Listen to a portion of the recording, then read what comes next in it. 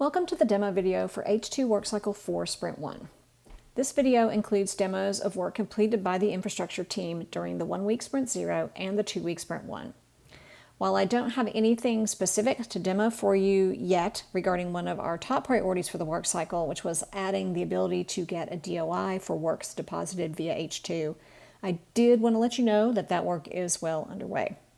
So let's look at some changes and improvements that I can actually demo for you.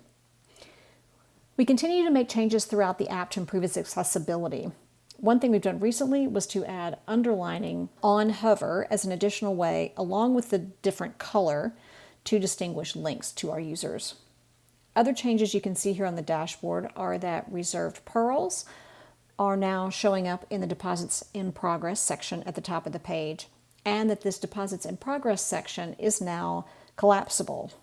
Being able to collapse this section was a request made by one of the handful of people who are currently using the production system. So we're actively getting feedback from our production users and addressing issues as we can in the current work cycle.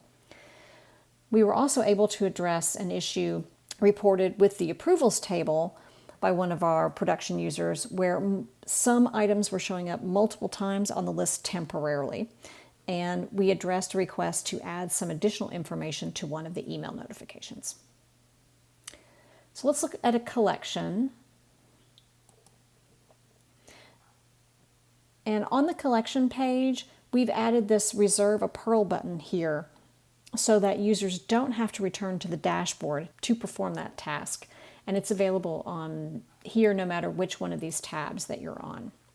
We've also added, if I go into here, I can show you that we've also added the public domain mark to our list of H2 license options. So let's go over to an item page and have a look at a few things there.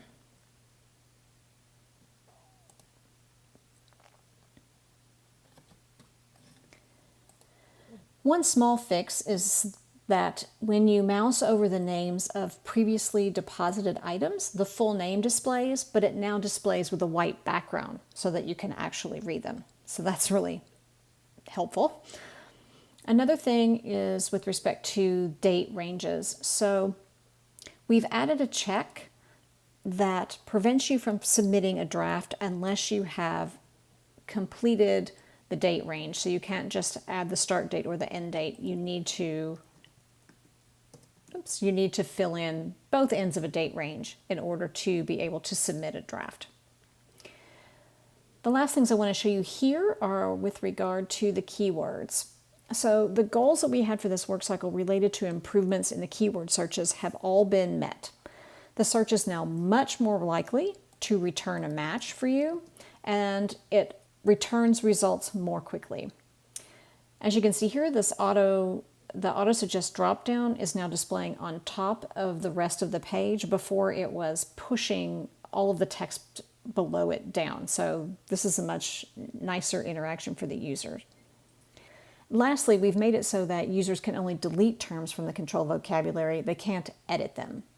This feature was needed because we're storing the identifier for the term, and if a user were able to edit these, then it would be possible to change it to something that no longer had any relation to the identifier that we had retrieved and were storing. So you can add and remove terms from the vocabulary, but you can't modify them. So let's deposit this or submit this for approval.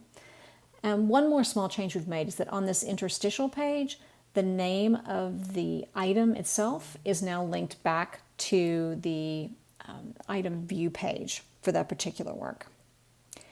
Lastly, there have been some updates to the history table so that the information displayed here is more accurate with respect to which user actually made the changes and what changes were made. So you can see that I just changed the keywords and that was me, and that previously some changes were made by jcoin85.